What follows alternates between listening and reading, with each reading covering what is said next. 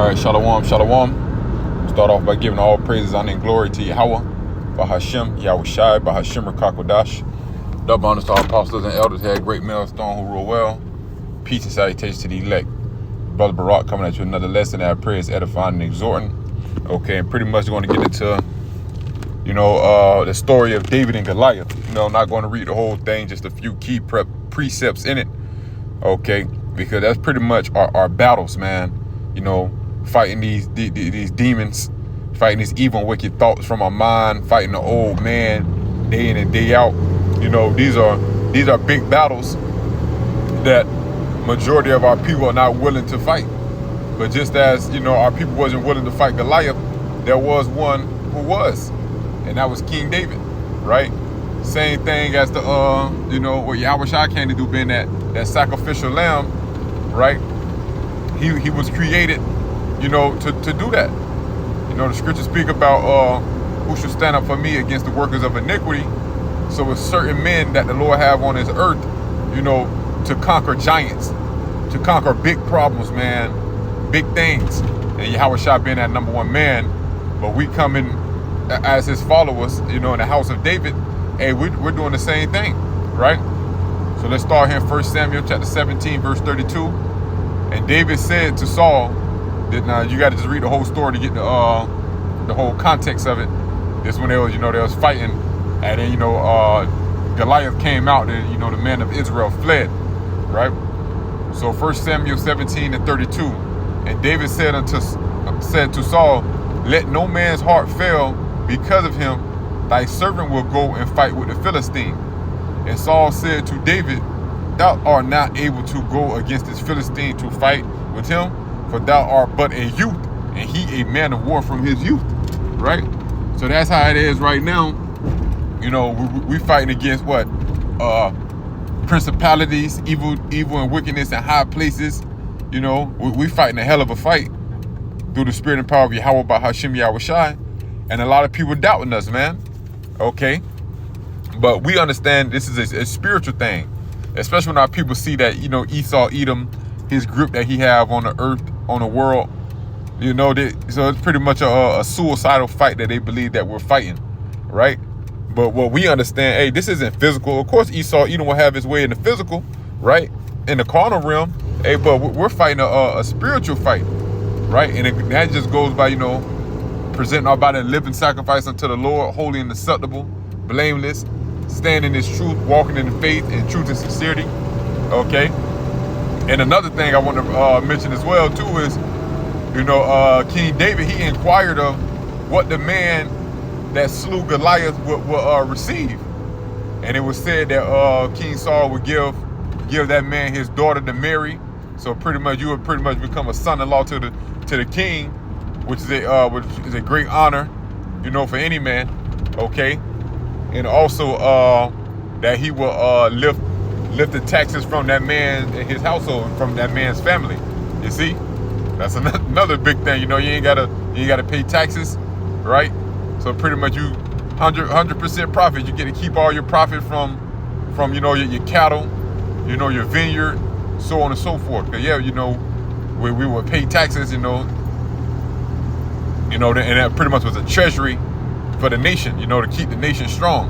And, pretty much every man putting in, right? So I want to mention that because what Yahweh Shai, he told us to us that get the victory, that follow him in the regeneration will sit on those 12 thrones, judging the 12 tribes of Israel. Okay, will be crowned. Will escape the second death, right? All these things are for those who get the victory, for those who overcome, for those who slay Goliath, right? And we liken Goliath this time to these demons, to these battles, these spiritual battles we fighting, right?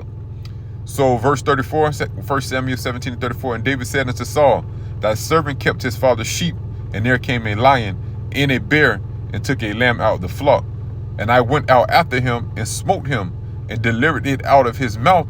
And when he arose against me, I caught him by his beard, and smote him, and slew him.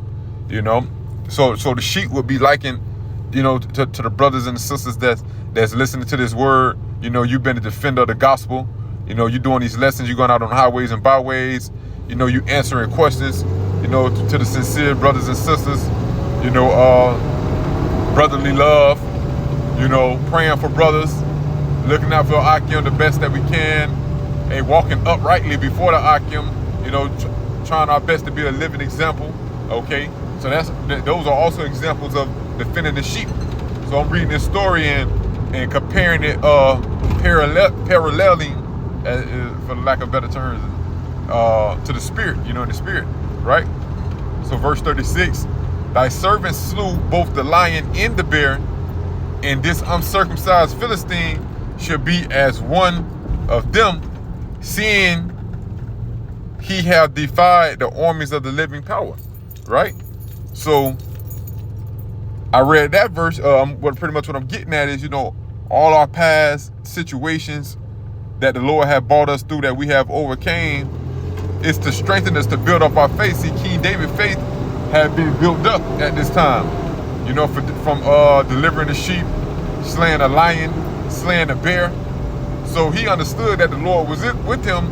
So that built up his faith, you know, to fight Goliath, you know, to fight other battles.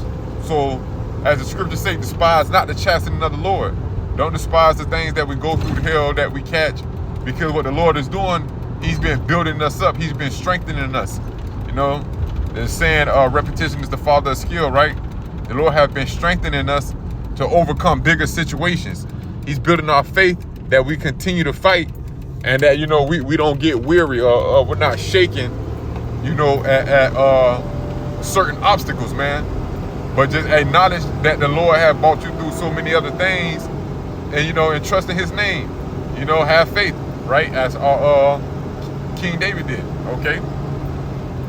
Verse 36, it says, thy servant slew both the lion and the bear, and his uncircumcised Philistine should be as one of them, seeing he had defied the armies of the living power. So yeah, anything you come up against, you know, any trial, tribulation, a battle, hey, like, hey, the Lord delivered me out of everything else. Hey, the Lord go deliver me out of this as well. Okay? That faith, man. Have any ever called upon the name of the Lord and was forsaken? Okay? Verse 37. David said, moreover, Yahweh that delivered me out of the paw of the bear, he will deliver me.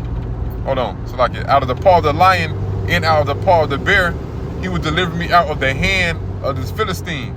And Saul said unto David, go, and Yahweh will be with thee, right? He recognized, you know, like, hey, this young man got some faith, man. So, hey, just go ahead, man.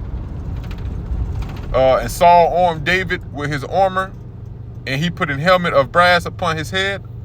Also, he armed him with a coat of mail, and David girded his sword upon his armor, and he essayed to go, for he had not proved it. And David said unto Saul, I cannot go with thee, for I have not proved them. And David put them off, you know, prove going to test it. Like, David, like, hey, I'm not used to fighting with all this armor and you know, this big ass sword, man. You know, David was an agile man. You can pretty much liken it to guerrilla warfare, man. Okay, you see, and he wasn't used to wearing that armor. Verse 40, and he took his staff in his hand and chose him 5 smooth stones out of the brook and put them in a shepherd's bag which he had, even in his scrip, and his sling was in his hand. And he drew near to the Philistine, and the Philistine came on and drew near unto David, and the man that bare the shield went before him. And when the Philistine looked about and saw David, he disdained him, for he was but a youth and ruddy and of a fair countenance. And the Philistine said unto David, am I a dog that thou comest to me with staves? And the Philistine cursed David by his gods. And you know, pretty much that's what Edom is doing, putting curses on us, enchantments, praying to all these left-hand deities, right? You know, mocking us, right? And the Philistine said to David, come to me, and I will give thy flesh unto the fowls of the air, and to the fowls and to the beasts of the field. Then said David to the Philistine, thou comest to me with a sword and with a spear, but with a shield and with a shield. But I come to thee in the name of the Lord, Yahweh of hosts, the God of armies of Israel, whom thou hast defied. And we come in the name of Yahweh, Bahashem Yahweh Shai, right? The name of the Lord is a strong tower. The righteous run into it and is safe, right? The heathen tremble at the name of the Lord, right? So understand that as well. It's power in those names, trusting in those names, leaning upon those names, man. Okay, we got the whole formula to overcome, right? This day will Yahweh deliver thee into my hand, and I will smite thee and take thine head from thee, and I will give the carcasses of the host of the Philistines this day unto the fowls of the air and to the wild beasts of the earth, that all the earth may know that there is a God in Israel, right? So I'm gonna pretty much stop it there. You continue the story. King David did this thing, took Goliath down through the spirit and power of Yahweh Bahashim Yahushai. Okay, and he overcame. And then, he pretty much elevated and ranked up to be the king, right? But the point of this lesson is, hey, trust in the Lord, have that faith, because we're spiritually King David's, man. Why? Because we trust in the name of the Lord, and we have overcome many things, great obstacles, where it was looking like, hey, we weren't gonna make it out.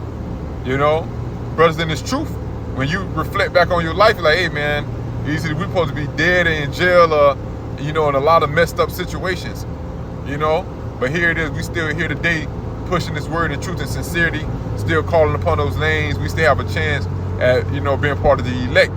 So, acknowledge what all the beautiful things that the Lord has done for us, and trust that the Lord will deliver us, out of the things to come as well, right? So continue to fight in faith, fight the good fight of faith, trusting those names and lean upon those names, man.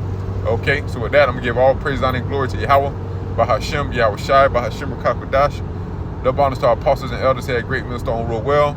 Peace and salutations to the elect.